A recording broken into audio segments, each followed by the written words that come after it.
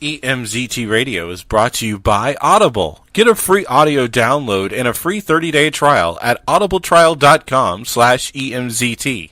Over 180,000 titles to choose from for your iPhone, Android, Kindle, or MP3 player. Welcome to another episode of EMZT Radio. I'm Bane Hellborn with my partner, the infamous MJ. I am here, I am alive, and my working schedule finally doesn't suck for once. How about that, boys and girls? Yeah, up and down with your job. Yeah, I know. Well, the good news is football season is almost over, so... Oh, yeah, that's right. I can go back to being a human being again and actually have free time. Nice. Oh, my. So, I guess you're wondering about my first impressions of Fallout 76. Yes. I like it. Okay, it's good. I like it. I am actually excited about it. There are some things I don't like.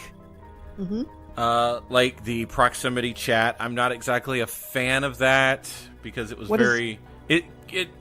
you walk up and you get within somebody and you can actually hear them on the microphone. Oh. I don't like that. Okay? I'm just going to go on this record saying I'm not really that big of a fan, like, because I'm streaming. So if I'm talking to somebody in a stream and I'm not in a group, it's not going to make any sense to who's ever listening to me. Mm-hmm. So, you know, and then you're in the middle of a quest and somebody will walk up to you, hey, man, you want to be in my group? Yeah, you want to, like, exchange things? No, I don't want that. I mean, you know. But, again, that's optional. You could turn that off. So, okay, good. So that's really my biggest pet peeve. But the world is stunning. You can tell Bethesda put in a lot of effort on the world. I mean, just the lore, how it looked, absolutely beautiful. I've now played 2 sessions of the beta, and I am extremely happy with it. So, but then Red Dead Redemption, good news. Yeah, then Red Dead Redemption came out, and I haven't been able to put that down. So, right. Yeah. Red Dead Redemption 2. That's another game that I just don't mind getting lost in. That was hard for me. I had a hard time with that one. You're going to have a really hard time with Red Dead 2. I'm just saying, if you get lost easy. But that's what I've got. What have you got this week? Guess who's starting up the Piranha franchise again? Oh, boy. Oh, do we have to do Piranha? Yeah, they're wanting to do more with the Piranha. It doesn't say who's doing it, but why? What is there? They were just more to do. They're just because I didn't see Piranha 3 Double D, but they spoiled it for me and said, like, at the end of that movie, the Piranha were learning how to walk on land. So now there's so much more possibilities that they're coming up with for Piranha. No.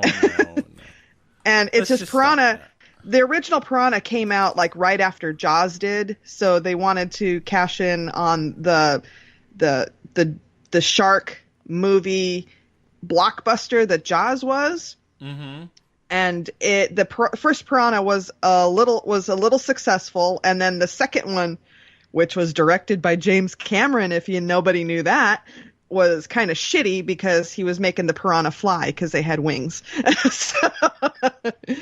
And that kind of crapped out. And then when they did the reboots with Piranha 3D, it kind of picked up a little bit. And then I didn't see Double D, so I don't know how that went. Apparently, you're not alone in not seeing Double D. I'm just saying. Apparently, you're not alone. So they're kind of saying that the Double D was kind of shitty, but they're just wanting to cash in on shark stuff now. Dear God. And plus, Meg re-inspired them to do this. So as always. Yeah. Why is it got to be a Meg? Why do we have to have a Meg every time? Yeah. You know, Meg. Well, it's just Meg. Shark Week. They Shark Week's kind of popular when it happens, and they're getting ridiculous with their creativity. I mean, I'm still waiting to find the Flying Sharks movie. Flying Sharks movie. No, I mean, Shark Week could just be blamed for just about everything, couldn't it? Mm-hmm. I think Shark Week is now officially the level of demise in our society. That if we look back and we're just going to blame it on everything here. But I've got something else for you that I wanted to get to. Okay. I like the weird side of YouTube, as a lot of people know. And, of course, we like to promote the indie scene here, the indie horror scene. I've got a channel for you through one of my favorite YouTube channels called Nightmare Expo. Okay. All right. It's called Krasnia Grebo TV. It's Polish. Oh. So, Sarah, if you're listening and I just butchered that, I apologize. But I think I got it right.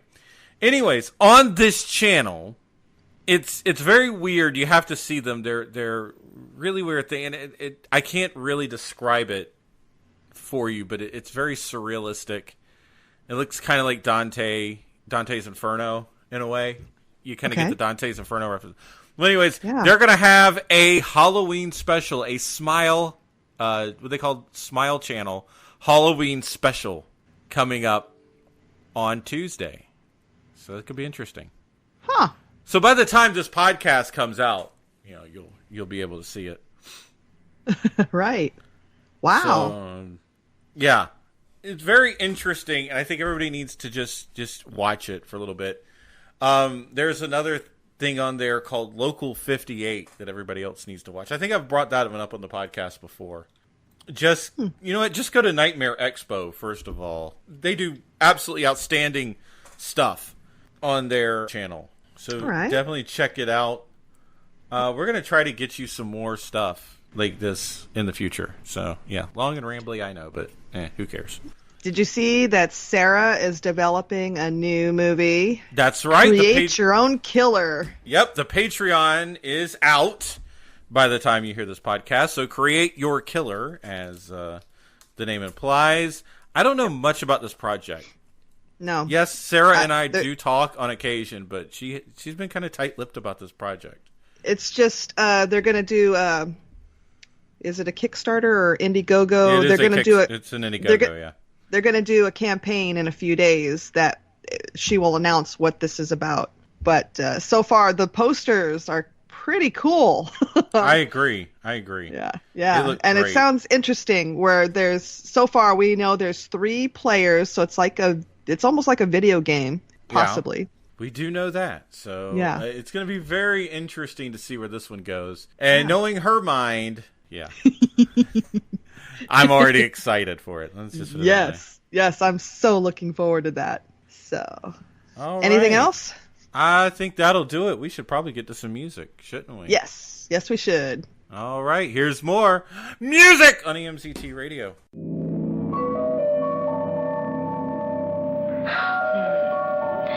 You like the way I kiss? Yes, I love you a lot. Do you love me?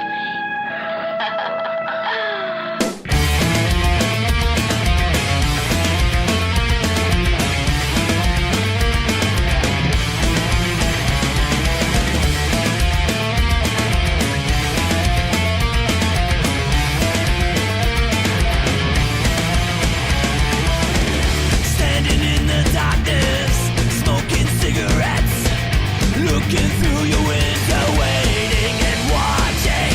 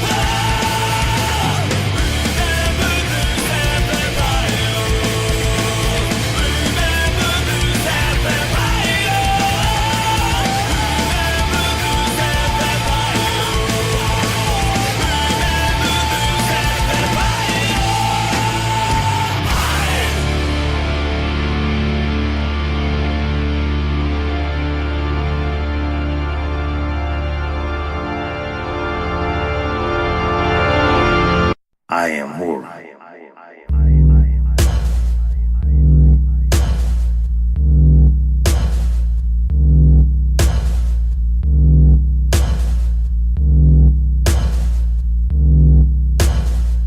Halloween verse by Dino Sang. It was the night before Halloween, and unholy spirits lurked in the house. Suddenly came a knock at the door. An evil soul, unannounced. On the mantle, human heads lay neat. Straight ahead they looked. In a pot stewed were toes and fingers, stirred by a foot. Corpses played cards, waiting on midnight for their friends to rise from their beds with nightmares of punishment that legends have said. Ghostly dancers, settled in gown, took leave to potions of the devil's double down.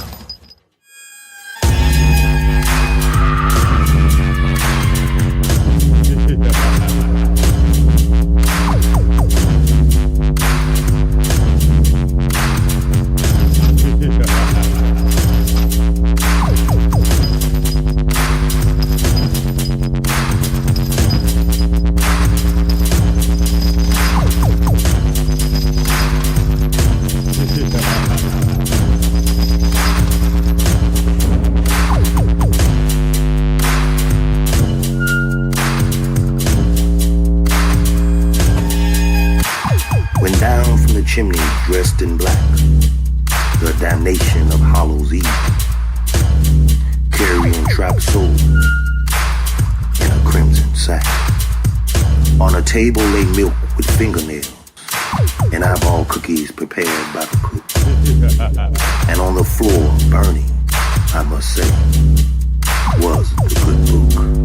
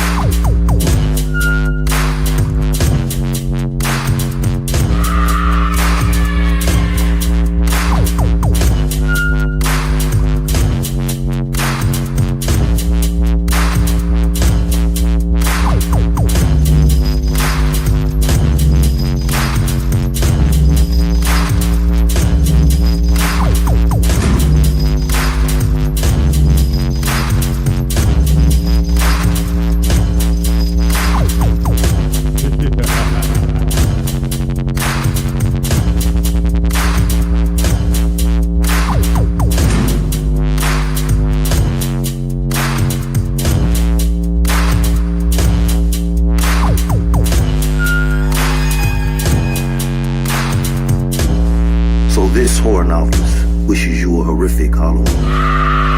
Be scared, be frightened as you stroll the night's horror scene. I am horror. I am Dino Sang.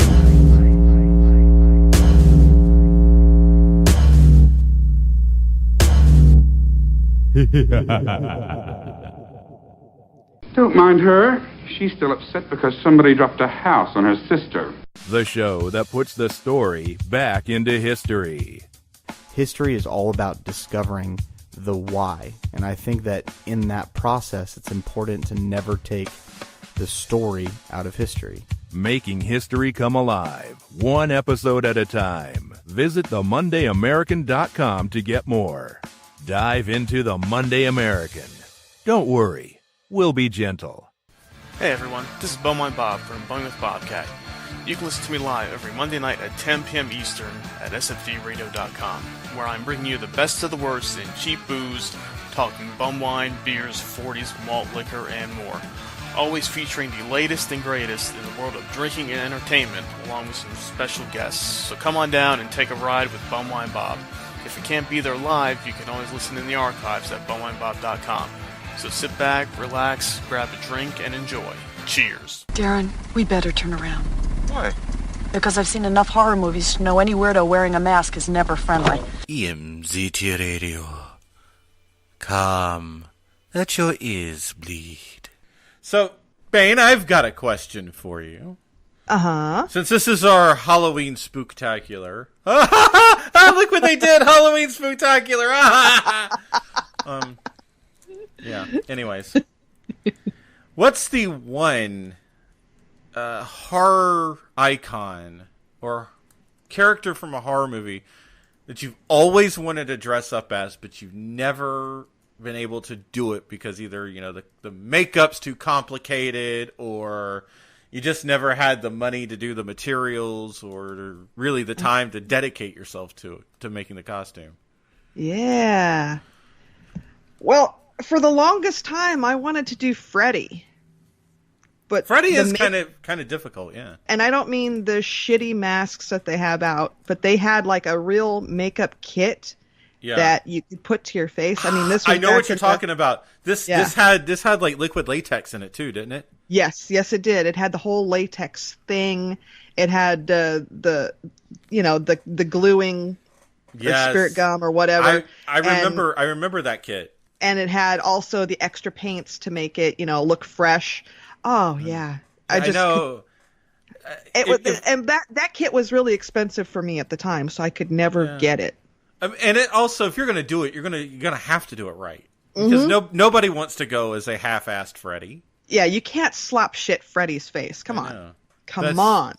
Hey, a friend of mine who is a part-time co-host on this, or soon to be part-time co-host. On EMZT Radio, a part-time fill-in, I should say. When you're not feeling too good, because your sister fills in for me whenever I'm not here, and my best friend Parker, as a lot of people have, if you've been on my Twitch channel, right? Like I said hi to Parker. Yes, yeah. The crew babe will be here on occasion to discuss. She has a makeup channel.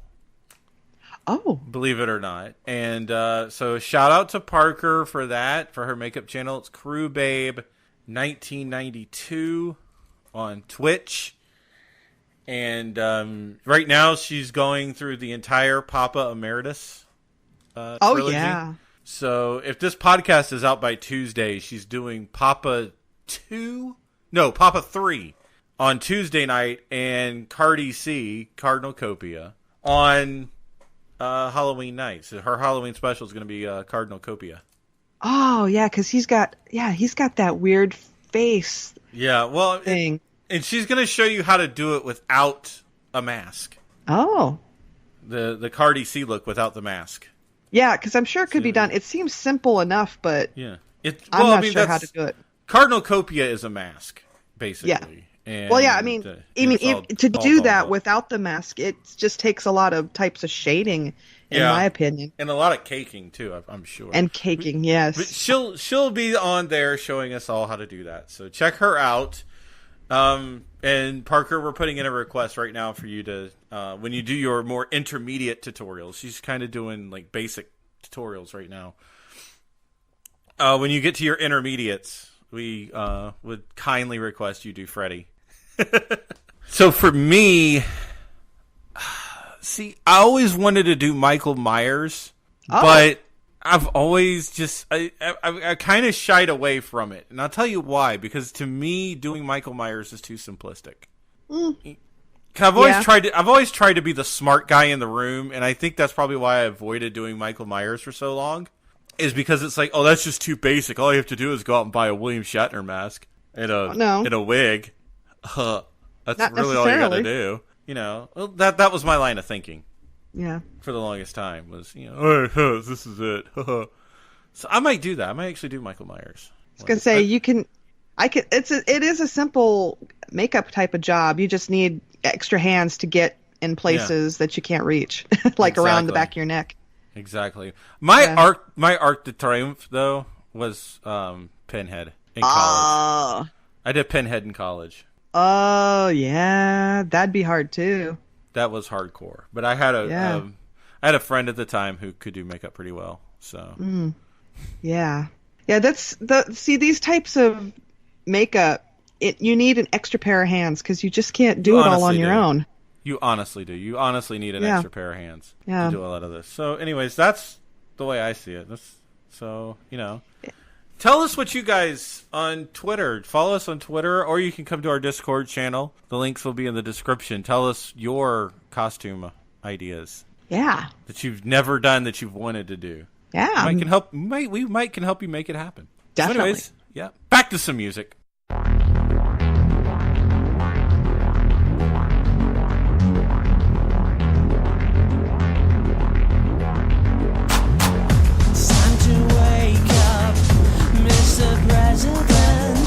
You've been dead now for quite some time, and these endeavors can last forever. Sprinkle cocaine, a dash of wine.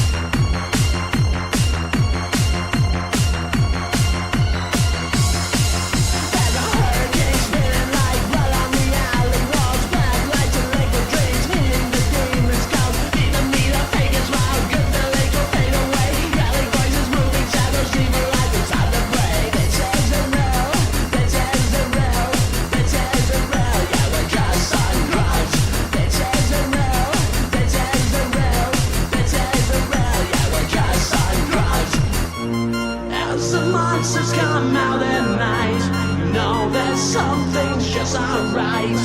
As your chest is getting tight, count to 10 before you die.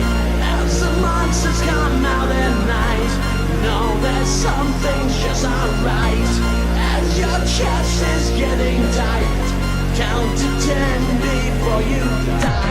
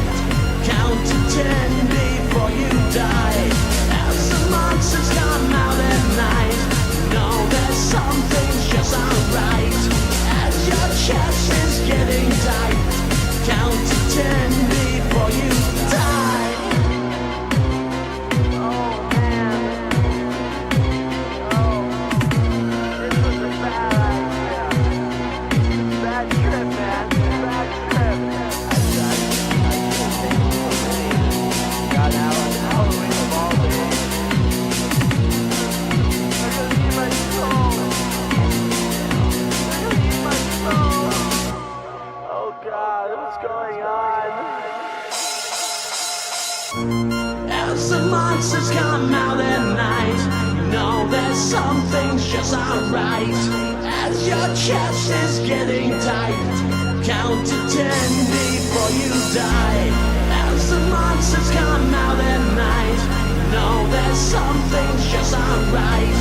As your chest is getting tight, count to 10 before you die.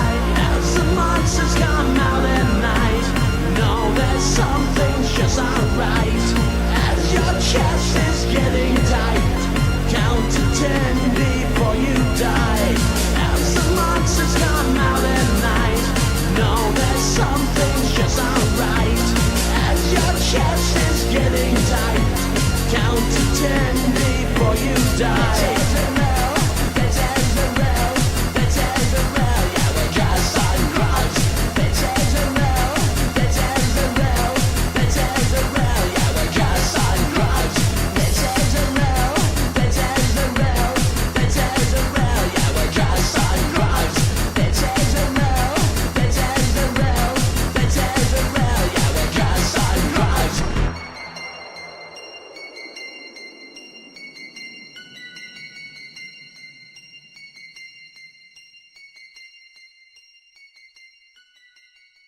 I met him 15 years ago. I was told there was nothing left. No reason, no conscience, no understanding, and even the most rudimentary sense of life or death, of good or evil, right or wrong. I met this 6-year-old child with this blank, pale, emotionless face and the blackest eyes. The devil's side. I spent 8 years trying to reach him, and then another 7 trying to keep him locked up, because I realized that what was living behind that boy's eyes was purely and simply evil.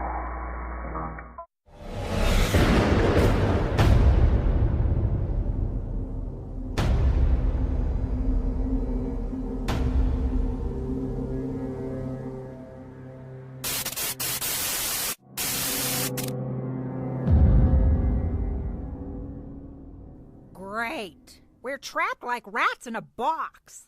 I think it's rats on a sinking ship. Does it matter? Only to the rats. We can get out of here. Then what's the plan? Well, we all have weapons. Wade, do you have a gun? I got 3. Figures. We have Clyde with the shotgun lead us out. Doris and Alonzo, you two watch our flanks. I'll be next, and Wade brings up the rear. Then what? We just wait till they come. There's no reason to move out to them and lose our defense in the doorway. What if they don't come? Oh, they'll come. Well, if they don't, I'll go out. They're stupid. Stupid dead things. Okay, here goes. Wade. All right.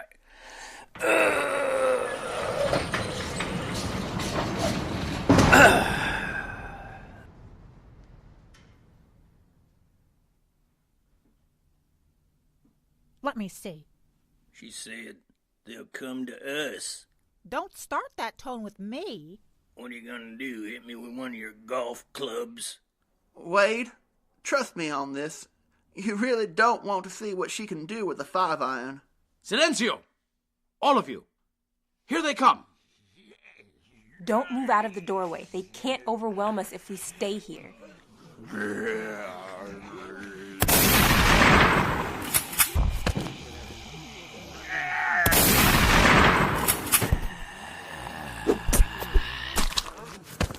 Got one. Big deal, I got 2. Then why are they still walking? They have to be headshots. Show off.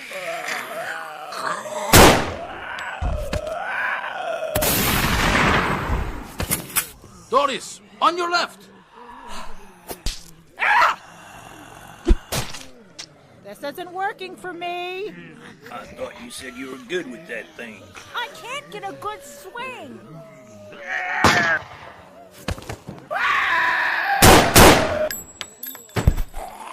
Clyde, 2 o'clock. 2 for the price of 1. We should be done with them by now. How many were there again? I told you, 12. Maybe 13. This is more than that.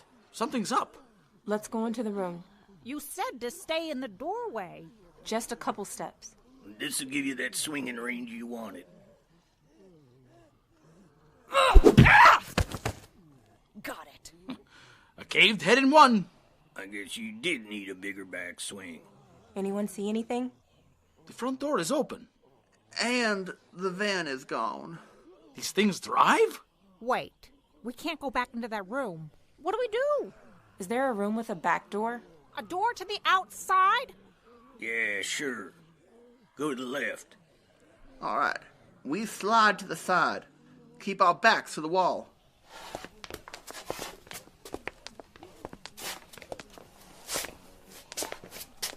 Clyde, cover me. I gotta turn my back to these things so I can open the door a little. Don't want anything in this room to surprise us. Got you covered, Alonzo. How are you doing, Doris? Shouldn't have used a driver. Should have gone with a putter. Really? No, I have no idea what a driver is. Next room's clear. Let's go.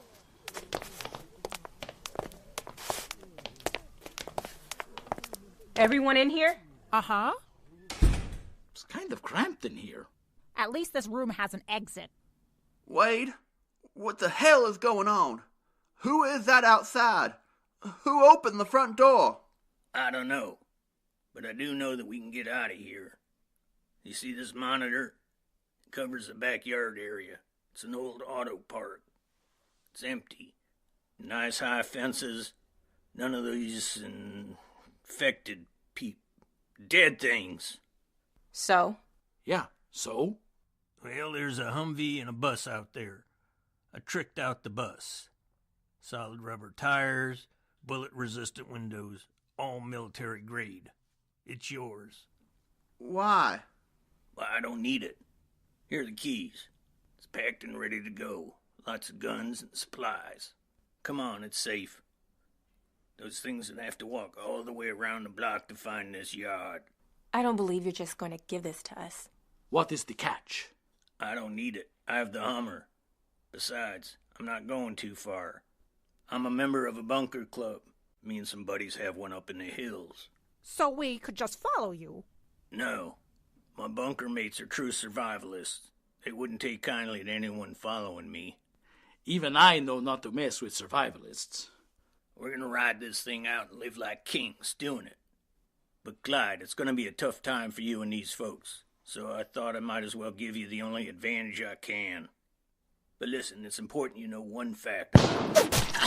Sniper, hit the ground! Clyde! Into the bus! Help me with Wade! I got it. Here! Grab his arm!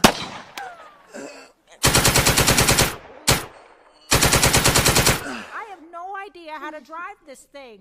I'm coming! Just one more step! We're in. Alonzo, get the door. I'll drive. Everyone, stay down. The gates are closed. Smash through them. Haven't we done this before? It's a larger gate this time.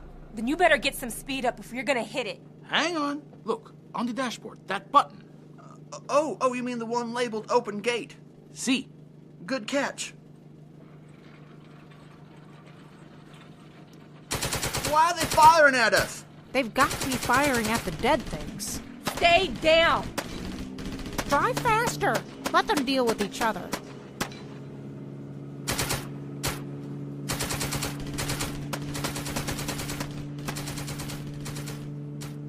There.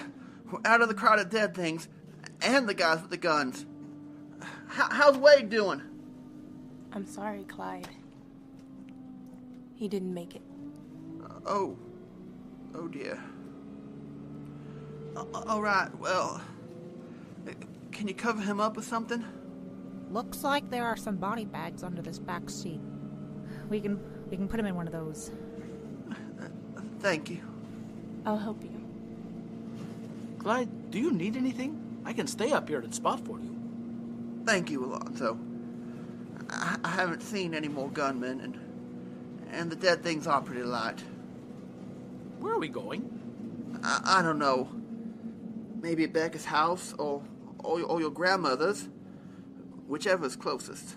Hey, there's a guy over there who ran behind that red car. Clyde, stop the bus. I think it's my mom's boyfriend.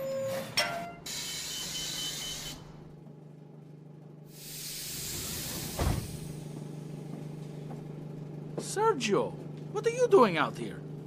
Where's my mom? She's fine. She's out of friends. Are you okay? Yeah, sure. These are my friends, Clyde, Becca, and Doris. Is that Wade Strickman in the body bag? Yeah. How did you know? We've been looking for him. Now, if you can turn this bus around, I won't be forced to shoot you new friends.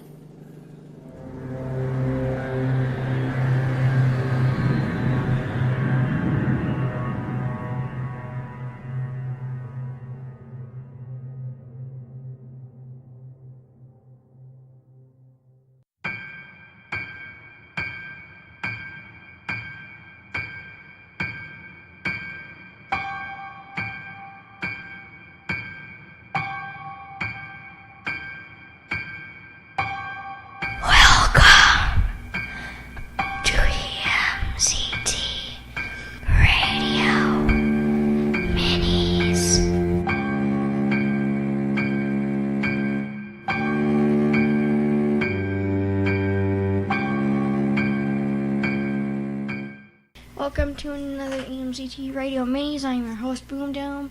I'm here with my helper, Aunt Bane, and we're going to talk about stuff not to do on Halloween and stuff to do. All right, do's and don'ts of trick-or-treating on Halloween. Mm-hmm. What you got?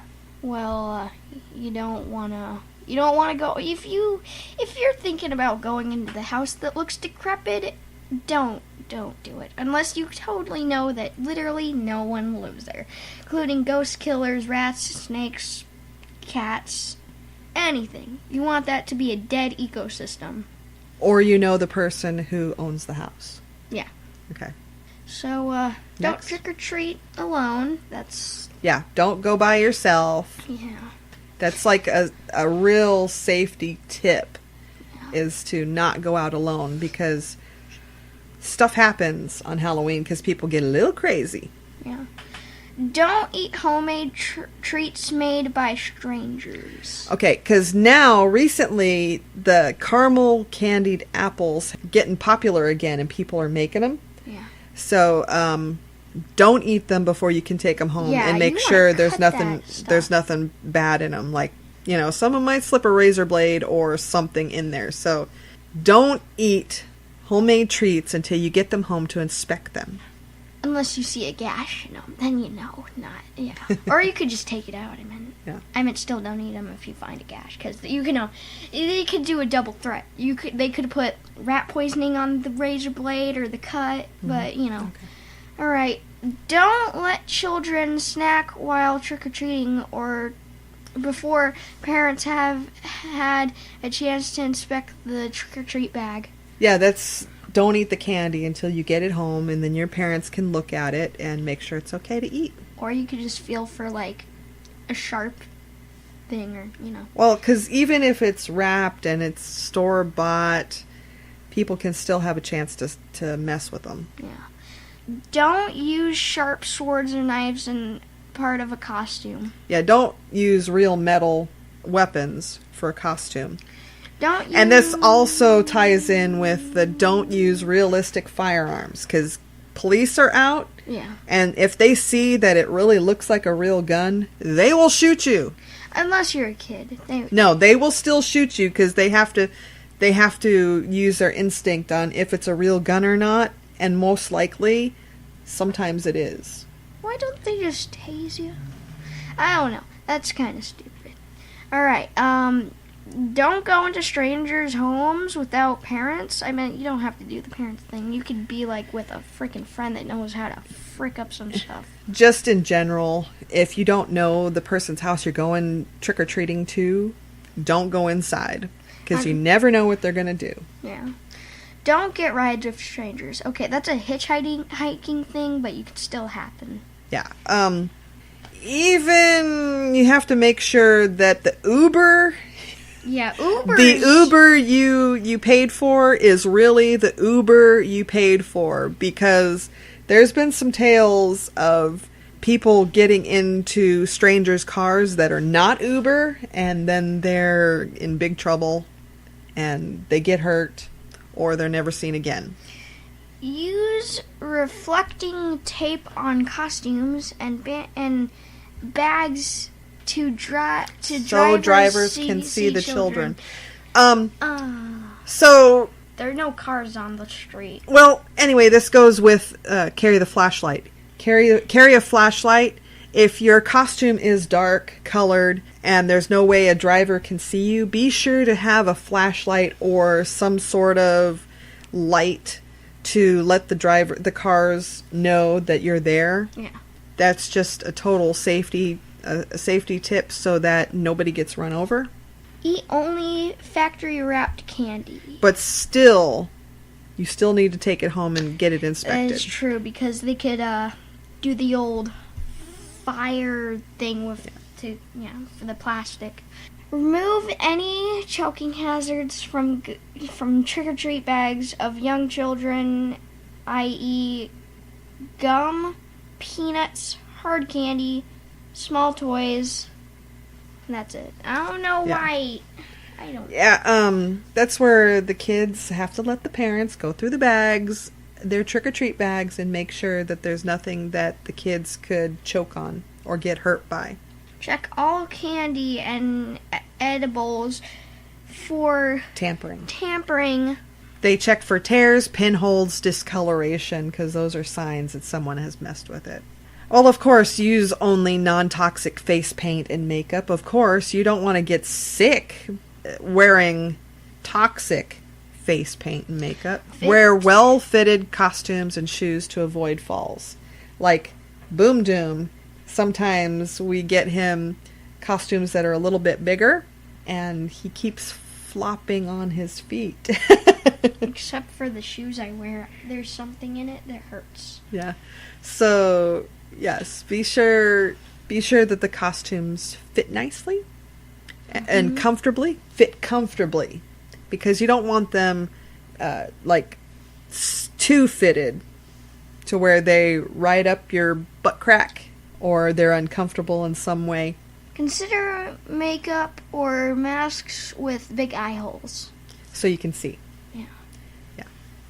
Okay. let's see. Remove masks when crossing the street and always look both ways. Yes, because the masks, they can sometimes, the way the masks are made, you can't see out the sides of your eyes. So you always should take the mask off so you can see if a car is coming. Except for mine. I don't have eye holes. Right. Okay, let's see. Wear flame-resistant costumes. Avoid walking near. Okay, why would there be a flame in a trick-or-treating thing? Because candles. Candles.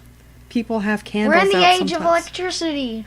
Sometimes it's traditional to put candles in, like, jack-o'-lanterns and things like that, or have the candle out in the open to give it a spooky atmosphere.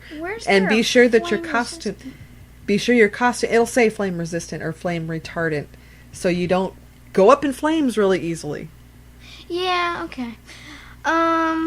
Walk on sidewalks where possibility. If on the street, walk facing traffic as far to the side of street as possible. So, yeah. To not get hit by cars, if there's sidewalks, use the sidewalks. Yeah. Or, if there is no sidewalk, stay as far to the side of the street as possible. If not, you have to walk in the dirt beside the street. Yeah, but if you have good people in your your group. Not in your group. If you have a good street on and people actually make sure to block off streets where people are trick-or-treating, then you don't have to worry about that, except if they are dumb and don't see it. Because apparently you can't see children when they're crossing, but you can see a freaking fence. Yeah. That's kind of stupid.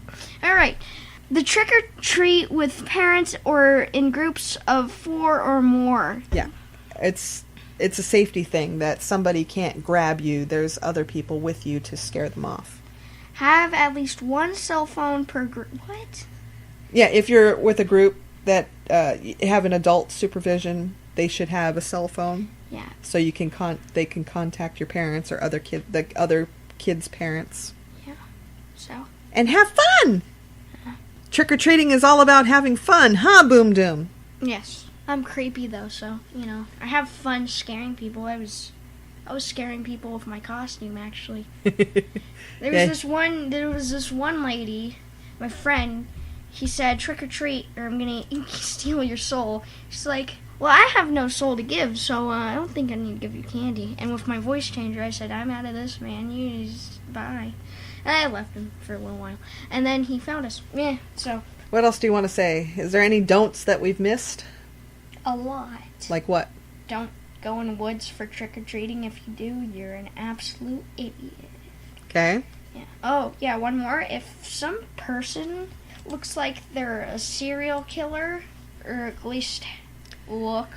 Well, it's Halloween. People are going to be dressed up as serial killers. No, but I mean if they're look, shoot, like demented, or meth addict. But how can you tell? Because they're going to be dressed up in costumes. You can tell by the way.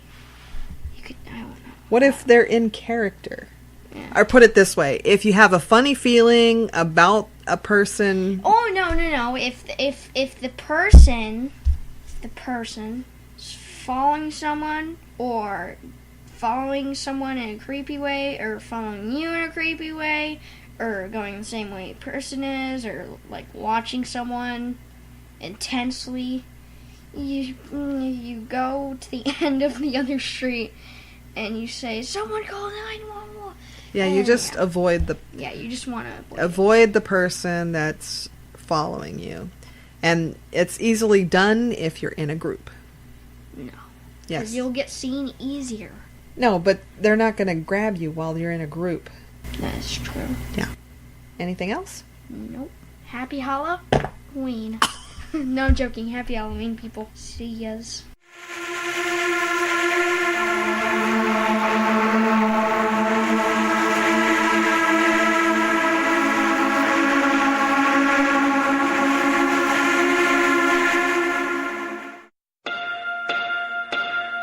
Hello, my name's Christopher Lee, and these are my fireside tales.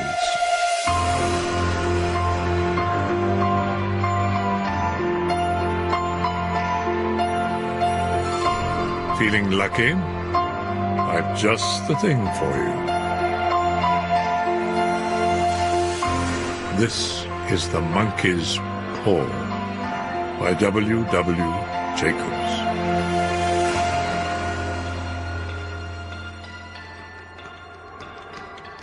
In the small parlour of Laburnum Villa, the blinds were drawn and the fire burned brightly. Father and son were at chess, the former putting his king into such sharp and unnecessary perils that it even provoked comment from the white-haired old lady knitting placidly by the fire. "There he is," said Herbert White as the gate banged. The old man rose with hospitable haste and opened the door. Was heard condoling with the new arrival.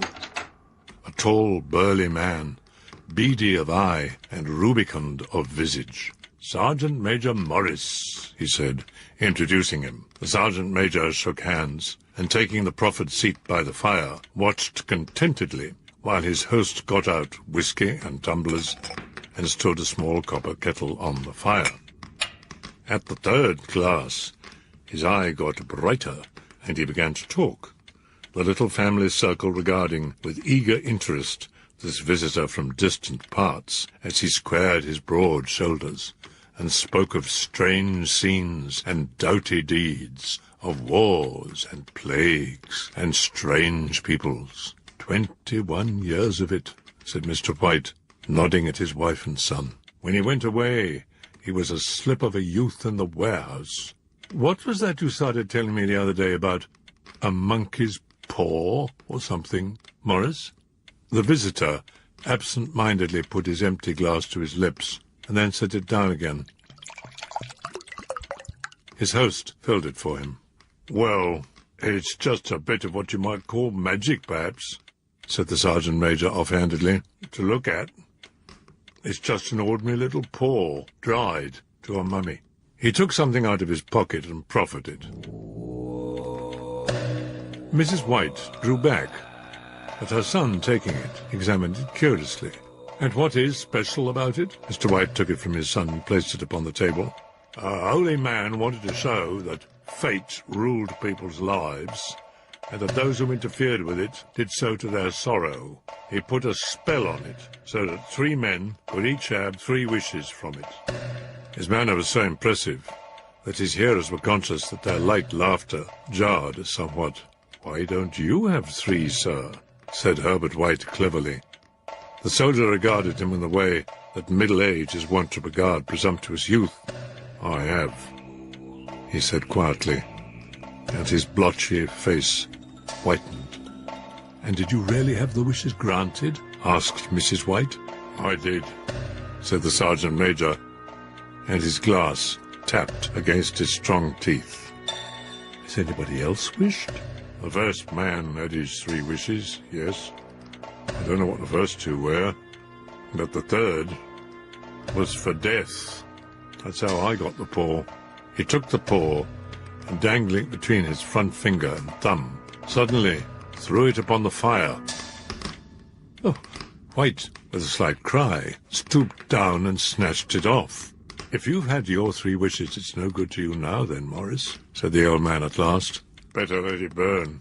"Well, if you don't want it, Morris, give it to me." "I won't. I threw it on the fire. If you keep it, don't blame me for what happens. Pitch it on the fire again like a sensible man." The other shook his head and examined his new possession closely. "How do you do it?" "Hold it up in your right hand and wish aloud, but I warn you of the consequences." "Why, we're going to be rich, famous, and happy," said Herbert as the door closed behind their guest. Mr. White eyed the paw dubiously. "I don't know what to wish for. I've got all I want." "If you cleared the house, you'd be quite happy, wouldn't you?" "Well, wish for £200, then. That'll just do it." His father, smiling shamefacedly, held up the talisman as his son sat down at the piano and struck a few impressive chords. "I wish for £200, said the old man distinctly. A fine crash from the piano greeted the words. interrupted by a shuddering cry from the old man. "Oh, it moved, as I wished. It twisted in my hands like a snake." They sat down by the fire again, while the men finished their pipes. A silence settled upon all three, which lasted until the old couple rose to retire for the night. "I expect you will find the cash tied up in a bag in the middle of your bed," said Herbert, as he bade them good night, "and something horrible squatting on top of the wardrobe, watching you pocket your ill-gotten gains." Next morning, the wintry sun streamed over the breakfast table. There was an air of prosaic wholesomeness about the room, which it had lacked on the previous night. The dirty, shriveled little paw was pitched on the sideboard with a carelessness which betokened no great belief in its virtues. "The idea of our listening to such nonsense," said Mrs. White. "Morris said the things happened so naturally that you might, if you so wished, attribute it to coincidence," said Mr. White. "Well, don't break into the money before I come back." Herbert rose from the table. His mother, following him to the door, watched him down the road, and returning to the breakfast table, was very happy at the expense of her husband's credulity. "Herbert will have some more funny remarks, I expect, when he comes home," she said, as they sat at dinner. "I dare say," said Mr. White, pouring himself out some beer. "But for all that, the thing moved in my hand. What's the matter?" His wife was watching a man outside, peering in an undecided fashion at the house. The well-dressed stranger stood with his hand upon the gate, and then with sudden resolution flung it open and walked up the path. Mrs. White brought the stranger, who seemed ill at ease, into the room. "I come from Moore and Meggins." The old lady started. "Is anything the matter? Has anything happened to Herbert?" Her husband interposed. There, mother, don't jump to conclusions. You've not brought bad news, I'm sure, sir." "I'm sorry. Is he hurt?" The visitor bowed in assent. "Badly. But he is not in any pain." "Oh, thank God, thank God, thank—" She broke off suddenly, as the sinister meaning of the assurance dawned upon her. She saw the awful confirmation of her fears in the other's face. "He was caught in the machinery," said the visitor.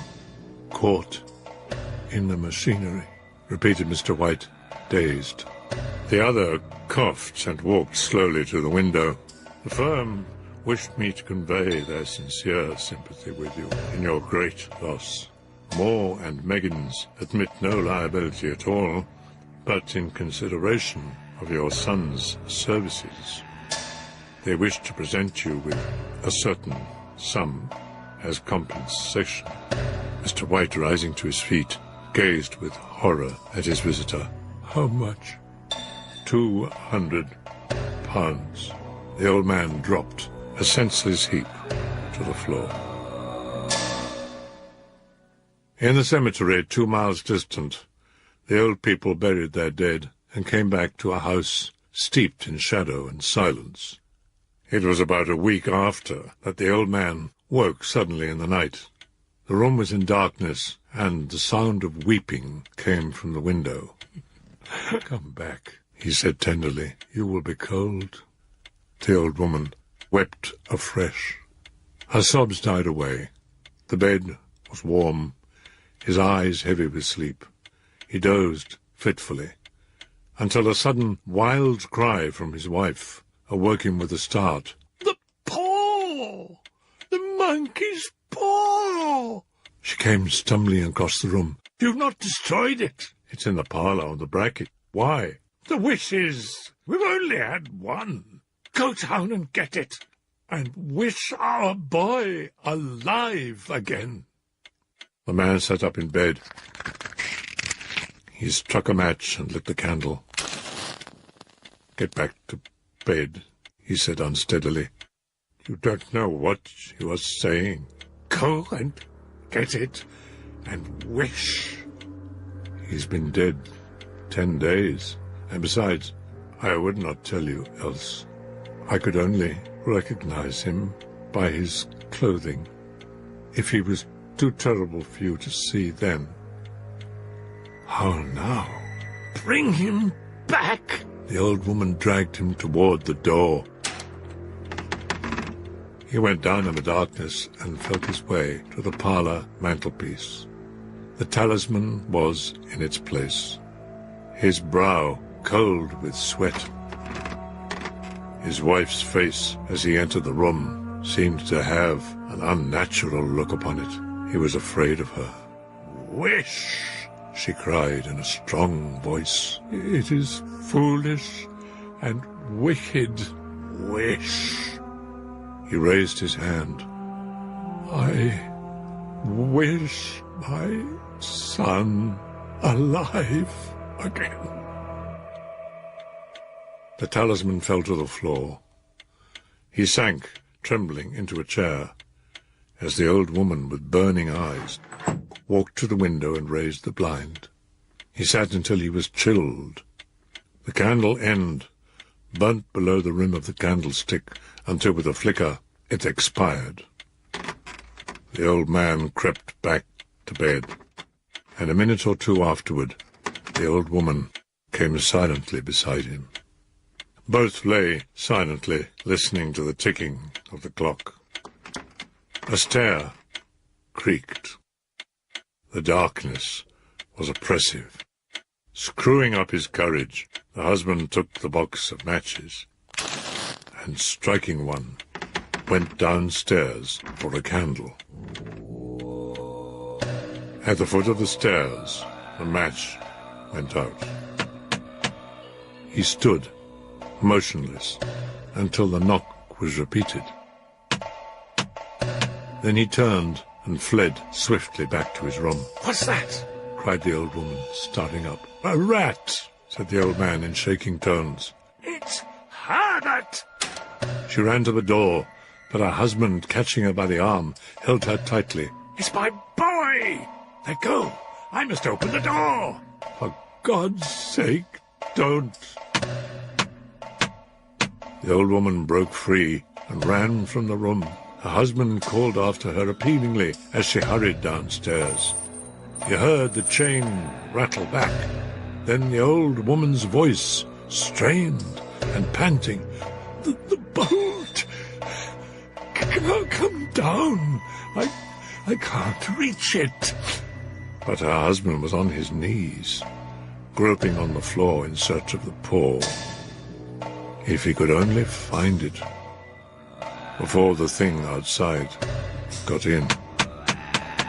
A fusillade of knocks reverberated through the house. He heard the scraping of a chair as his wife put it against the door. He heard the creaking of the bolt as it came slowly back. At that same moment, he found the monkey's paw and frantically breathed his last wish. The knocking ceased. He heard the chair drawn back, and the door opened. A cold wind rushed up the staircase, and a wail of disappointment and misery from his wife gave him courage to run down to her side and then to the gate beyond. The street lamp, flickering opposite, shone on a quiet and deserted road.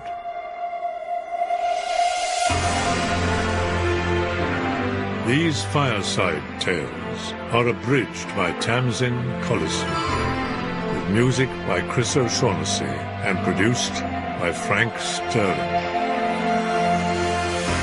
They are a unique production for Radio 2. This is Christopher Lee wishing you a very good night.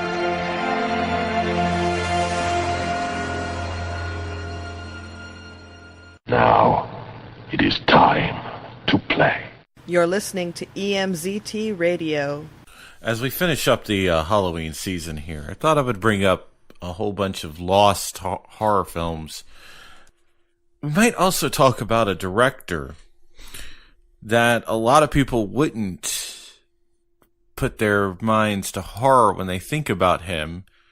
He's a legendary director, and he might be one of the most prolific horror directors, and maybe even the first horror director of all time. And of course, I'm talking about Georges Méliès.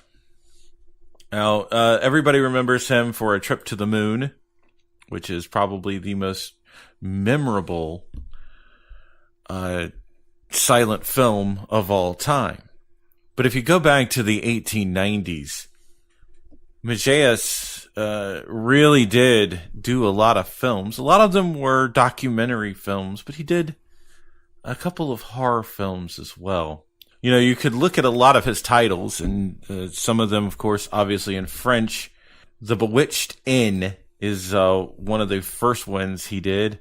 Looking at The Alchemist's Hallucination, did that one, both in 1897. But then you go to 1898, he did The Accursed Cavern, The Astronomer's Dream. He did Cleopatra as well. The Double Couvent and Raising Spirits, all of them. You go into the 1900s, and he's still making films, by the way. Bluebeard is one of them. The Terrors of Satan, I believe is how you translate one of them. The Devil and the Statue, he did as well. The Infernal Boiling Pot is another one of his. The Infernal Cakewalk. He also did The Black Imp. But anyways, I just wanted to bring this up. He did quite a few films up until his death in the 1930s. It's just a very interesting Georges Méliès. Obviously a French illusionist and a film director who led to many technical and narrative developments, as we saw in the days of silent films. Really one of the first persons to use things such as substitution splices, multiple exposures, time-lapse photographies, dissolves, and hand-painted color. And again, a lot of people know him for A Trip to the Moon and The Impossible Voyage. But again, he really did a lot of great work for the horror genre. Really. You know, again, he would throw out a lot of films near the end of his life. Of course, he died in 1938, but he's a very interesting person to look at. So this has been a nice little tribute to arguably the first and possibly one of the greatest horror directors of all time. The boogeyman is coming.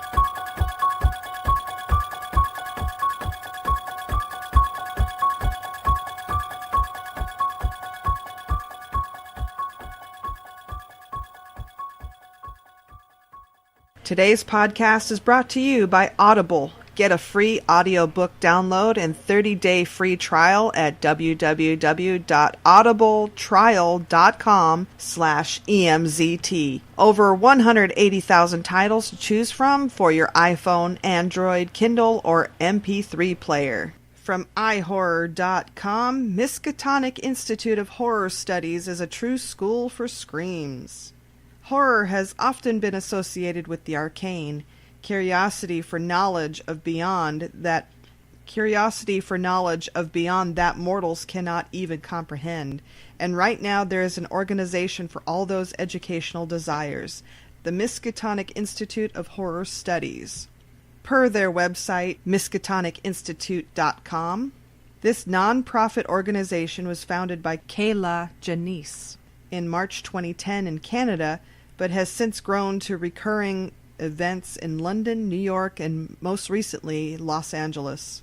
In the fall of 2018, Miskatonic will be launching a pilot semester in Los Angeles co-directed by Kayla Janice, with Rebecca McKendry and Elric Kane of Blumhouse's Shockwaves podcast, which will be hosted at the storied Los Feliz headquarters of the Philosophical Research Society, founded by occultist Manly Palmer Hall in 1934. Jacob Davidson from iHorror.com had the good fortune of attending the first Miskatonic Los Angeles class, a conversation with Phantasm, Bubba Hotep, and John Dies at the End director-writer Don Coscarelli. An event lined up with his new biographical book, True Indie, Life and Death in Filmmaking.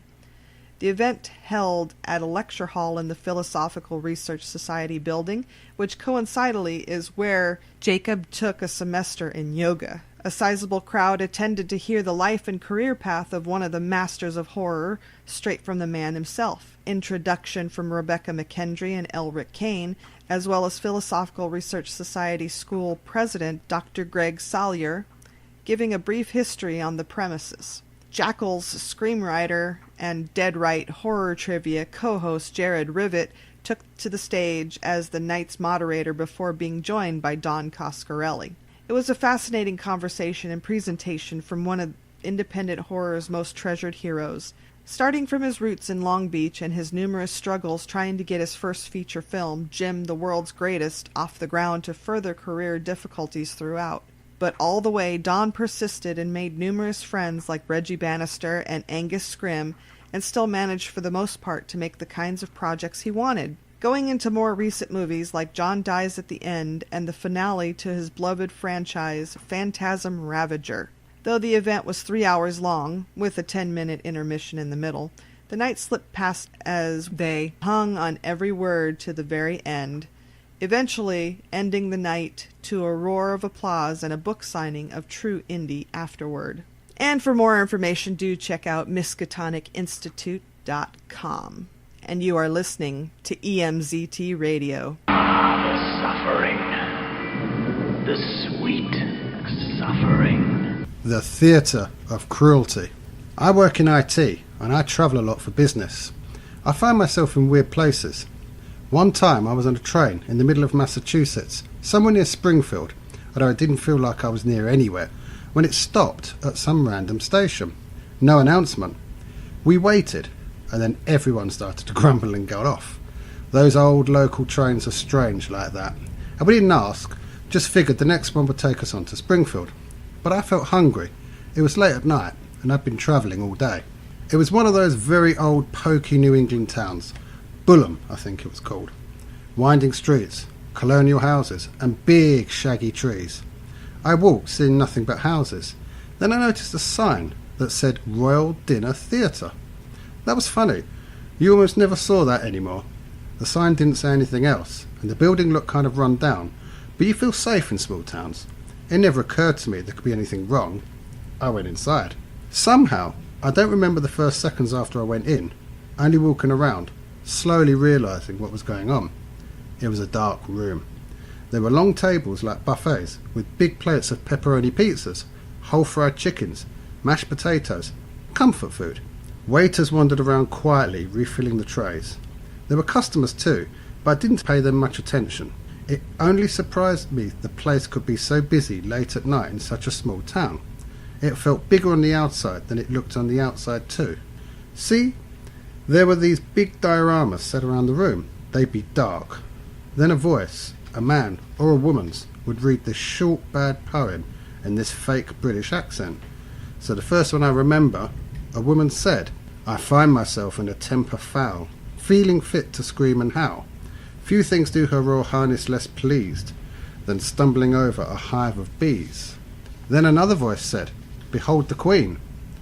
A light came on and showed this life-sized Queen, like a giant Cupid doll, with a comical look of shock and big red welts all over her face and arms. It sounds very odd now that I describe it, but at the time I thought it was kind of funny and charming. The whole place had this thrilling feeling, like rediscovering some bizarre theme restaurant from when you were a kid that you'd never quite been sure really existed. All these dioramas were playing at intervals, so you could hear the other ones faintly as you walked around. Then I found one that said, "Mother Nature, we should not mock. The other day I received quite the shock. Few experiences leaves one so worn as stepping out in a thunderstorm. Behold the Queen." I was about to roll my eyes at the half rhyme when the light came on. This Queen doll looked like it had been electrocuted. The white hair was standing on end, and the cooked grey flesh clung to the bones, and its eyes were boiling. It was like a bad special effect from a movie, and that made it more unsettling. I decided I wanted to leave, even though I hadn't eaten anything. Suddenly, I didn't have much of an appetite, but I couldn't resist looking at one more diorama. This time, a man's voice said, "My brother and I couldn't agree over how best to rule our kingdom, you see. I grew to dislike him, then to hate him, so I killed him, and so I ate him. Behold the king." Oh my God. This king doll had blood in its Santa Claus beard, gleaming eyes. It was gnawing on a human leg. It didn't just look horrible, it was so crazy and senseless. What was going on? Who could be entertained by this? I turned around to get out of there. There was a huge man at the buffet table behind me. He was sitting down, but I could tell how tall he'd be if he stood up. He was wearing a cheap suit and his face was red, and he held a fried chicken in both hands. He'd just been gnawing on it like an animal. He sneered at me. "What's the matter, son? Not enjoying the show?" His voice sounded stupid, angry and amused, like that one uncle of mine, the one they said abused his kids. Suddenly he flipped over the table, plates crashed to the floor, food spilled everywhere. People were laughing all around me. The man snapped his fingers, and I felt two waiters grab my arms. Only when I looked, their faces and eyes suddenly looked pointed, like giant cats. I was too scared to fight. They dragged me, tossed me through a door. That was it. I was standing outside. Shaking, I turned around. The building was still there. The sign was still there. The waiters could have been there, standing inside, but somehow I felt they'd vanished, like I'd just woken up from a very, very bad dream. It was 3 a.m. Hours had passed. I waited all night at the station. On the morning train, I read in the local paper about the large number of vagrants disappearing from the area. I mean, there was this big bright white light at the end of a long tunnel, right? And there were all these chicks' voices and that music. So what happened? I figured, fuck it. I mean, it was really far.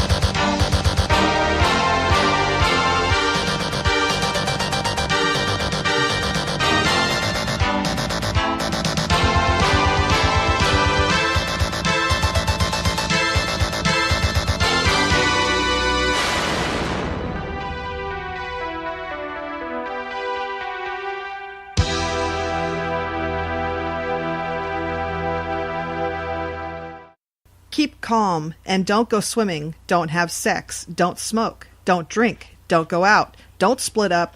Don't run from the killer. If you trip, get up and run, and above all, turn on the stupid light before entering any room. Unless you do want to die. Just some friendly tips to save your life in a horror movie. From your friends at EMZT Radio. Sinister Sisters.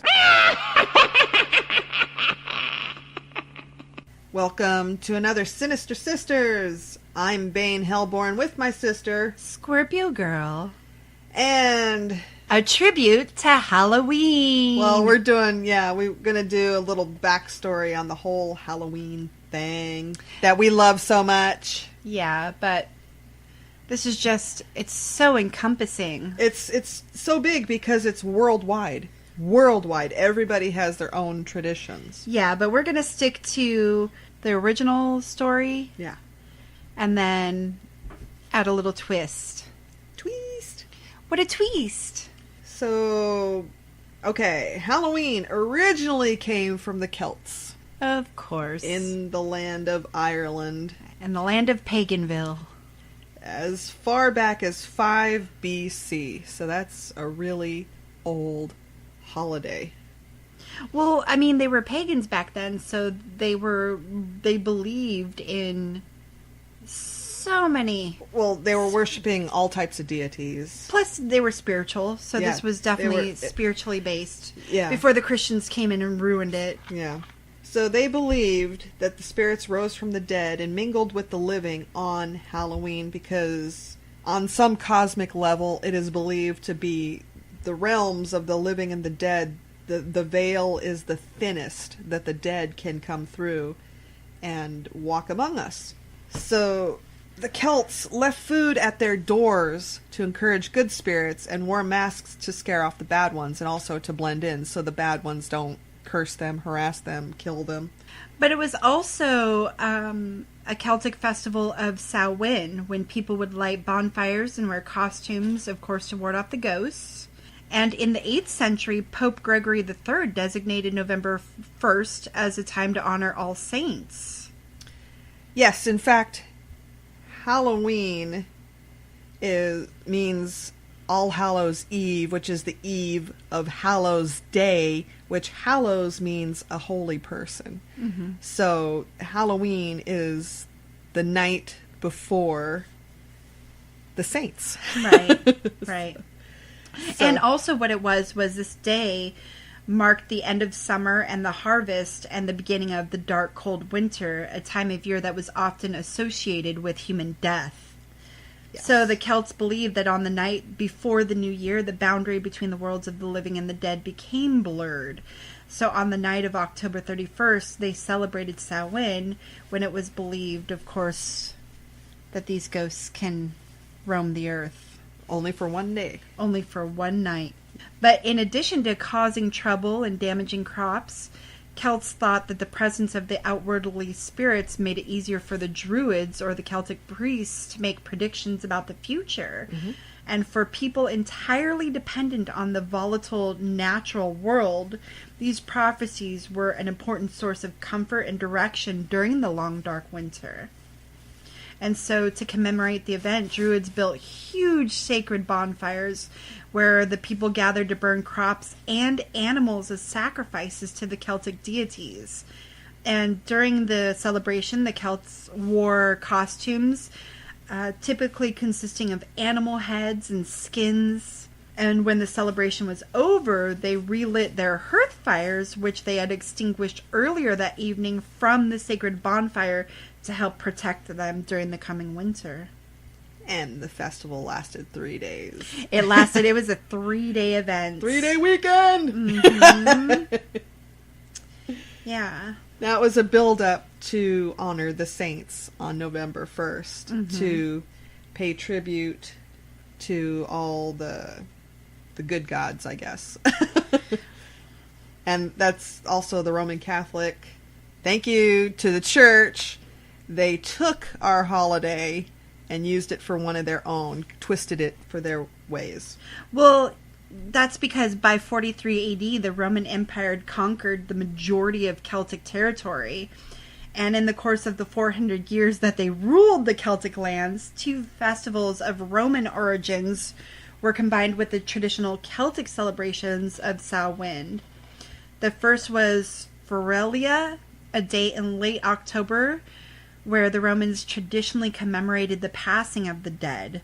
And then the second was a day to honor Pomona, the Roman goddess of fruit and trees.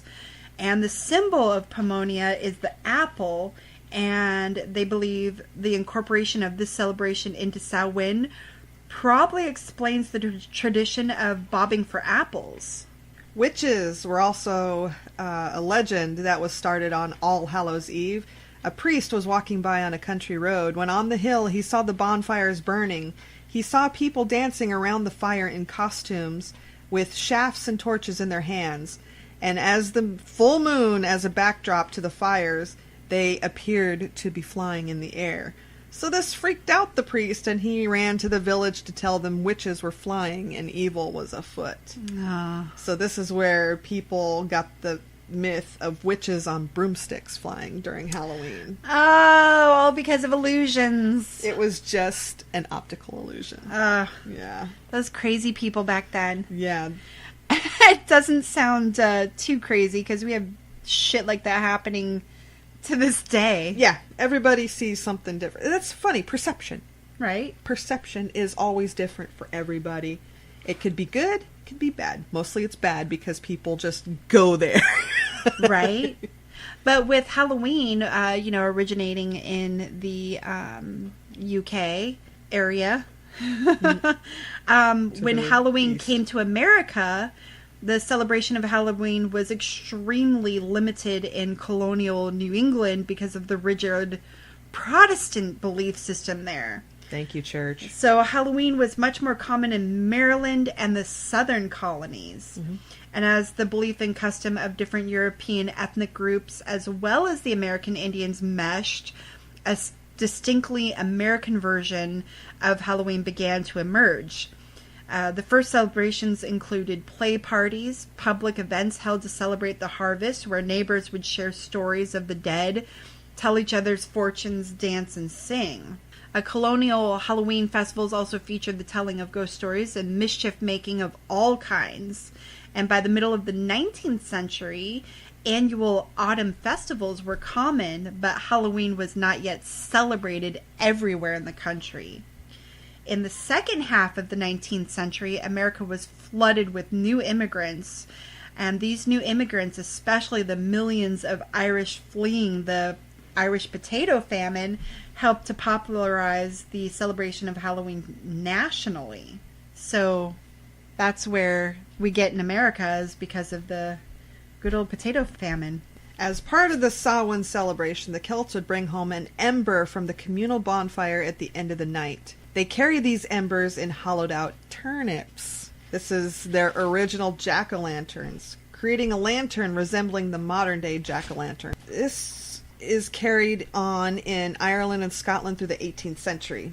A very popular character in Irish folktales was Stingy Jack, a famous cheapskate who on several occasions avoided losing his soul to the devil by tricking him, often on All Hallows Eve. In one story, he convinced Satan to climb up a tree for some apples. Then he cut crosses into the tree trunk all around the devil so he couldn't climb down. The devil promised to leave Jack alone forever if he would let him out of the tree. And Jack kept doing this time and time again.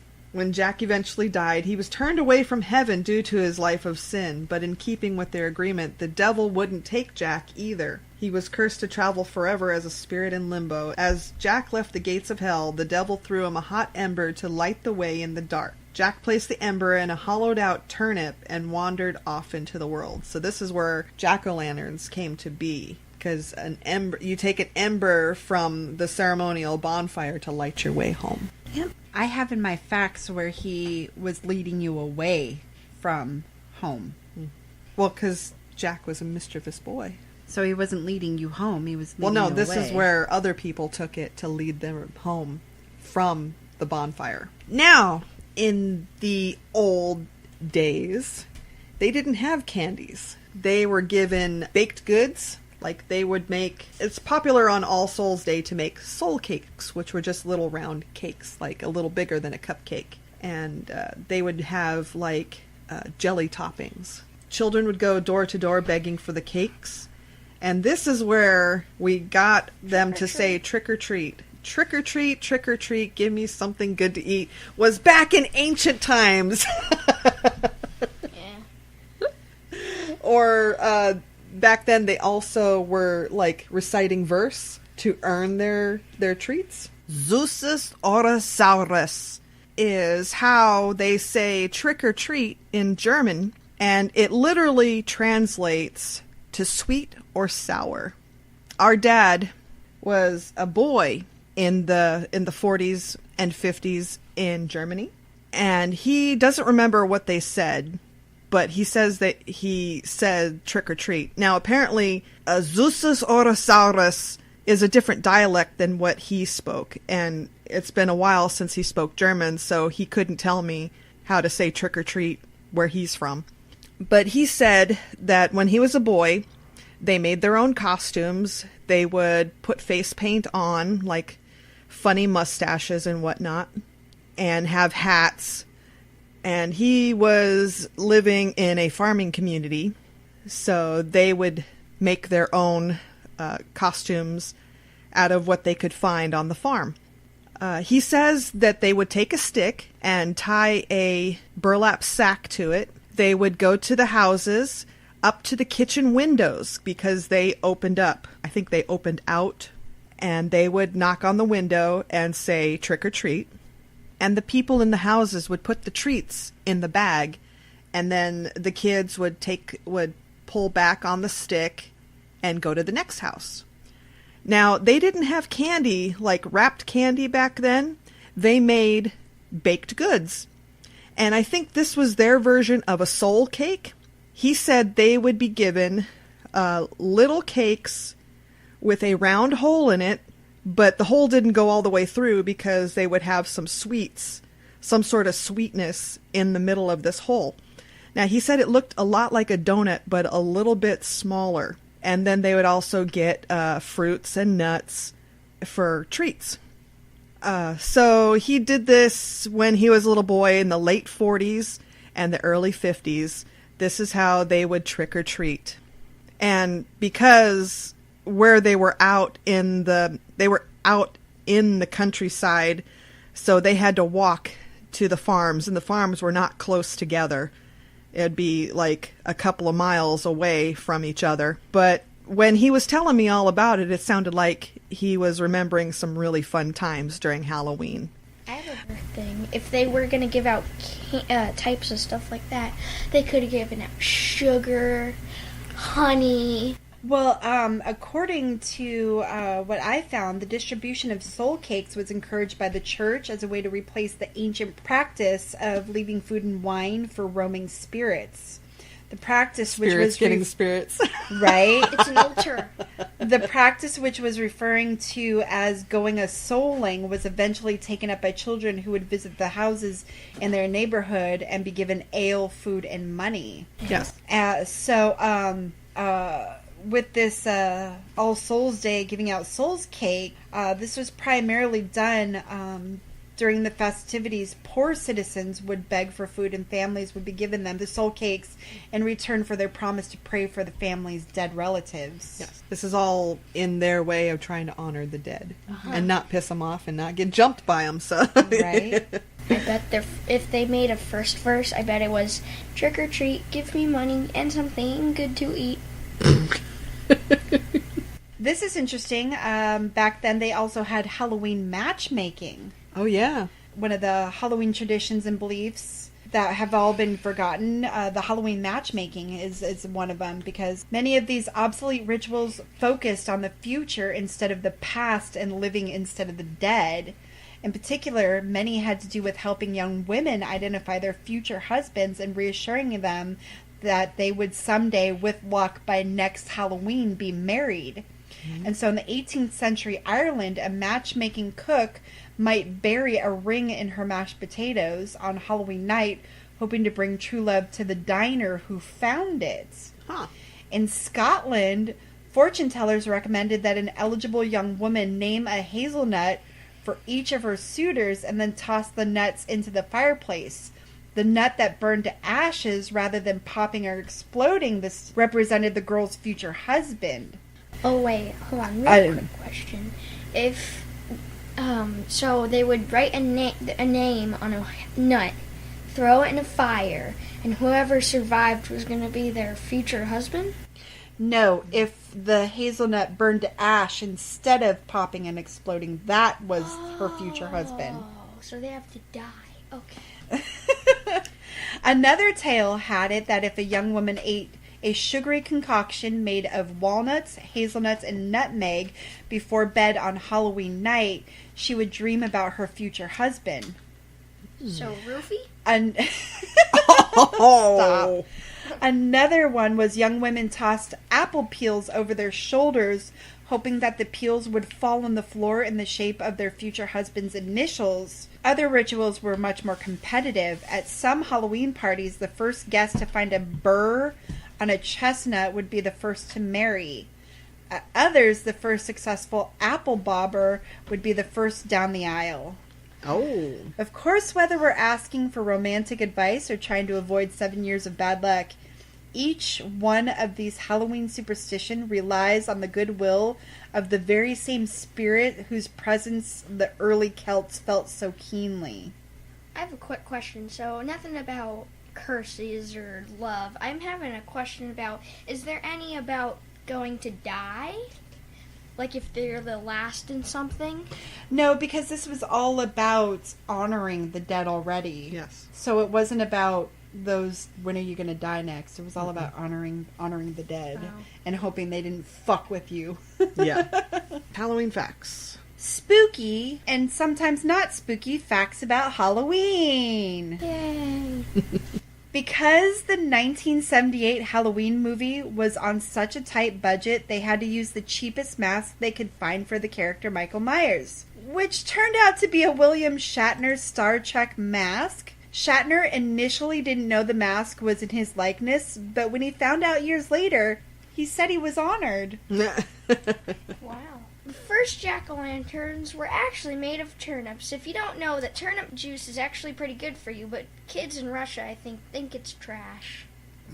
That's another fact. So, also, I think it's trash. If you like turnip juice, you're a vegan. Halloween is the second highest grossing commercial holiday after Christmas. Wow. That's mean. Okay. The word witch comes from the Old English wiki, meaning wise woman. In fact, Wicked were highly respected people at one time. According to popular belief, witches held one of their two main meetings or sabbats on Halloween night. Samhainophobia is the fear of Halloween. Because I can understand why they would do that. Because the thought of the dead visiting them. Real quick about the witch thing. I think the reason why they were so respected is because people don't want to die of a horrible death. 50% of kids prefer to receive chocolate candy for Halloween compared with 24% who prefer non-chocolate candy and 10% who prefer gum. If you're one of those kids, you need help. The owl is a popular Halloween image. In medieval Europe, owls were thought to be witches, and to hear an owl's call meant someone was about to die. You're gonna die! You're gonna die! That doesn't sound right. I think if a witch was an animal, they'd be a cat. It's full-on cat. Because I meant the ground, man. Come on. The largest pumpkin ever measured was grown by Norm Craven, who broke the world record in 1993 with an 836-pound pumpkin. Oh, I remember that and learned it in school. Souling is a medieval Christian precursor to modern-day trick-or-treating. On Hallowmas, November 1st, the poor would go door to door offering prayers for the dead in exchange for soul cakes. The first known mention trick-or-treating in print in North America, occurring in 1927 in Blackane, Alberta, Canada. With their link to the ancient Celtic festival of Samhain, a precursor to Halloween, and later to witches, cats have a permanent place in Halloween folklore. During the ancient celebration of Samhain, druids were said to throw cats into a fire, often in wicker cages, as part of divination proceedings. Oh, that's not nice. That's mean. Why would you do that to a cat? Black and orange are typically associated with Halloween. Orange is a symbol of strength and endurance, and along with brown and gold, stands for the harvest and autumn. Black is typically a symbol of death and darkness, and acts as a reminder that Halloween once was a festival that marked the boundaries between life and death. It still does. Ireland is typically believed to be the birthing place of Halloween. Scarecrows, a popular Halloween fixture, symbolizes the ancient agricultural roots of the holiday. Plus those were the pagan gods they worshipped. I thought they were just to scare away crows. Halloween has variously been called All Hallows Eve, Witches' Night, Lamb's Wool, Snap Apple Night, Samhain, and Summer's End. Harry Houdini was one of the most famous and mysterious magicians who ever lived. Strangely enough, he died in 1926 on Halloween night as a result of appendicitis brought on by 3 stomach punches. Yeah, that was his famous, "Go ahead, hit me in the stomach." I want you to hit me as hard as you can. Yeah. According to tradition, if a person wears his or her clothes inside out, then walks backwards on Halloween, he or she will see a witch at midnight. If you do... That's why I keep telling you not to wear your underwear inside out. Mexico celebrates the Days of the Dead, the Dios de los Muertos, on the Christian holidays All Saints' Day and All Souls' Day, November 1st and 2nd, instead of Halloween. The townspeople dress up like ghouls and parade down the street. They have their sugar skull makeup. Right, but it was also to honor their That's loved to ones. honor their dead. Yeah. Yes. They also like we learned in Coco. Oh, that was a good movie. Also, they use leaves, special leaves for the dead to cross. In 1970, a 5-year-old boy, Kevin Toston, allegedly ate Halloween candy laced with heroin. Investigators later discovered the heroin belonged to the boy's uncle and was not intended for a Halloween candy. Here's a tip. Drug dealers, don't leave your drugs out for your kids. Yeah. Duh. Yeah. Same with the candy, man. Don't do that to children. You need help. Halloween is thought to have originated around 4000 BC, which means Halloween has been around over 6,000 years. Holy snapple, dog! Allegedly. Tenchi, or the Lantern Festival, is one Halloween festival in China. Lanterns shaped like dragons and other animals are hung around houses and streets to help guide the spirits back to their earthly homes. To honor their deceased loved ones, family members leave food and water by the portraits of their ancestors. Altars. Kind of like altars. Day of the Dead. Day of the Dead. No, they're saying they don't want you here. They're saying no. No, they want to guide their They loved guide ones them to, back home. to the home, to the To their home. their home, to see their family. I thought they were saying, get out, we don't No, want to die. no, they want to welcome their loved ones. Oh, yeah, altars. Halloween celebrations in Hong Kong are known as Yulan, or the Festival of the Hungry Ghost, during which fires are lit and food and gifts are offered to placate potentially angry ghosts who might be looking for revenge. Don't pay them because they want your children. Because there's that movie, Pay the Ghosts. In many countries, such as France and Australia, Halloween is seen as an unwanted and overly commercial American influence. That's not true. You need to celebrate it before you all die. Well, France and Australia, come on. Yeah. They don't even do Christmas, I don't think. Children are more than twice as likely to be killed in a pedestrian car accident on Halloween night than any other night. Well, yeah, because they're all wearing black. Well, not just that. People aren't paying attention. Yeah. No people are paying attention. Both Salem, Massachusetts and Anoka, Minnesota are the self-proclaimed Halloween capitals of the world. I read that Anoka, Minnesota was the Halloween capital. Boston, Massachusetts holds the record of the most jack-o'-lanterns lit at once, 30,128. Wow. A lot of balloons. I meant jack-o'-lanterns. Comedian John Evans once quipped, "What do you get if you divide the circumference of a jack-o'-lantern by its diameter?" I know, it's a pumpkin pie. The Village Halloween Parade in New York City is the largest Halloween parade in the United States.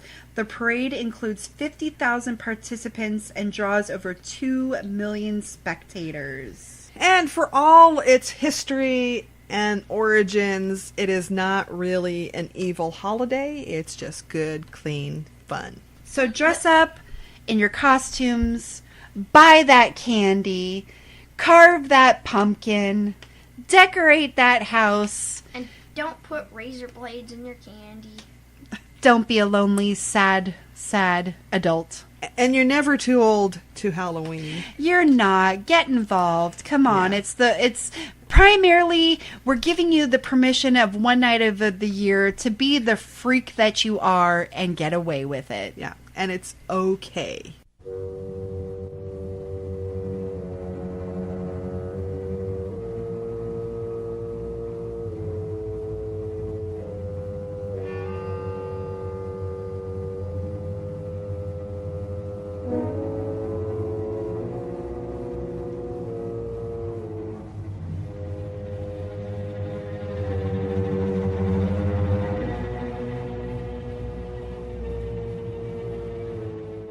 Well, that wraps up another episode of EMZT Radio. Halloween, as someone said recently, is in pissing distance.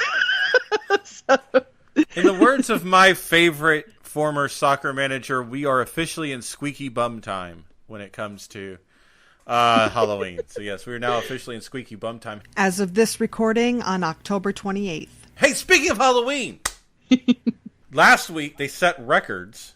And this week they're number one again. They've now, they made $76 million last week.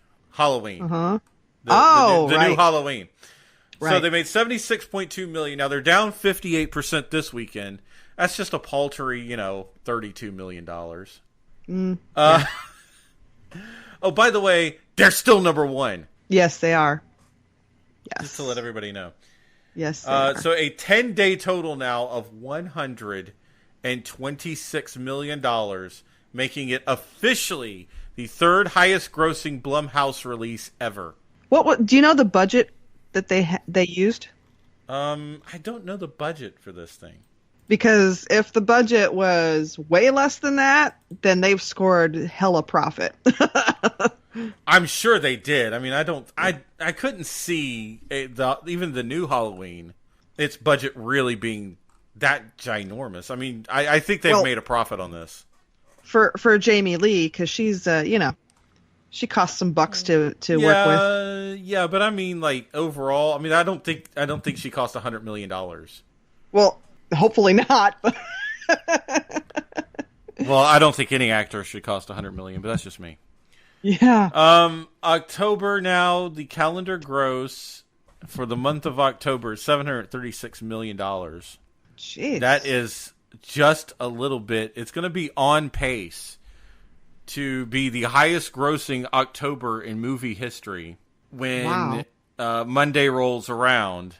$757 million was grossed in 2014. $736 million this year so far. And we still got like 4 days to go when we recorded this. For those of you wondering, number 2 is A Star is Born with Lady Gaga. So there's a horror connection there because she was on American Horror Story for the longest time. On the hotel persuasion of AHS, which was actually pretty good. Venom was in third place. No explanation there. And number 4 this week, Goosebumps 2. Yeah. Was on the charts. Hunter Killer came in 5th with $6.6 million. Hunter Killer, by the way, was panned on Rotten Tomatoes with a 32%. Bohemian Rhapsody comes out next weekend, for those of you wondering. Huh. So, meanwhile, way down the charts, the new Amber Heard movie that I know you heard about. Because yes. There are so many males that I follow that are just enamored with Amber Heard. Yeah. The second lowest wide release of all time. Really? It made $190,000. London Fields is the movie. It made $190,000 over the weekend.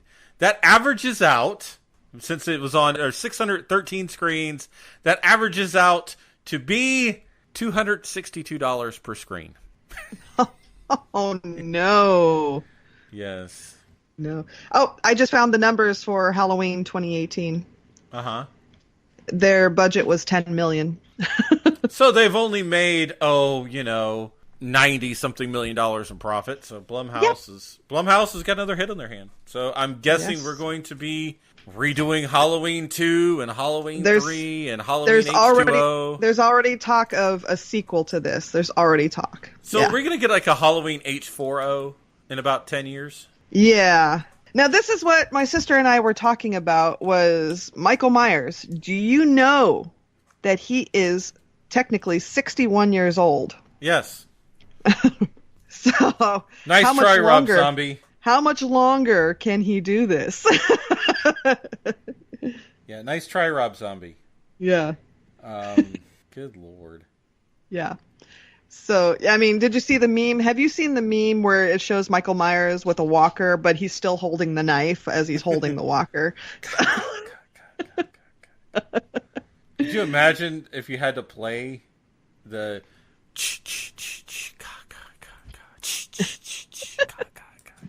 if he had a walker? Yeah. I mean, that would be 60% of the movie would sound just like this. Clank. Clank. There's 60% of Halloween if it was actually really shot in 2018. So yes, I'm fully expecting Halloween H4O. Do you know what I want to see as a plot twist to Halloween, though? What? The daughter of Jamie Lee Curtis's character in the new Halloween. Yeah. She becomes the new Michael Myers. Now, that was implied in the other series that Jamie Lloyd could possibly have been the new Michael, but they didn't explore it that way. I would like to see that explored. I would like to see her become, like, okay, if they're going to do any more Halloween movies, in the next one, have her start to descend into it. Mm-hmm. Show how she got into it. And because, I mean, through most of this movie, though, she was all rolling her eyes and blah, whatever, you know. Yeah. For the longest time, she didn't really quite get it until the end. But the next movie, I want to see this explored. And then the movie after that, she kills Michael and becomes Michael. Yeah. Yeah, because it needs to happen. Because, like I said, Michael's getting too old to keep going on. It would be neat to see like a passing of the killer mantle to the next generation. Or she becomes, like at the end of the second movie, she's absolutely obsessed to the point where she's enamored with him and is the only one that can understand him and the only one he doesn't really go after. Well, and she becomes... Well, do you remember in the series, Jamie Lloyd had a psychic connection to Michael. She knew where he was and what he was feeling at the time and what she could see through his eyes for a moment. I mean, that really could have explored a lot further. I mean, they could even use that in the new one. Yeah, exactly. To where she becomes obsessed with him. Yeah, and then she agrees, either she agrees to continue his work or just takes it over. Yeah. Or just takes it over. Like, what was it? Was it Saw? What's her name? What's her name from Saw?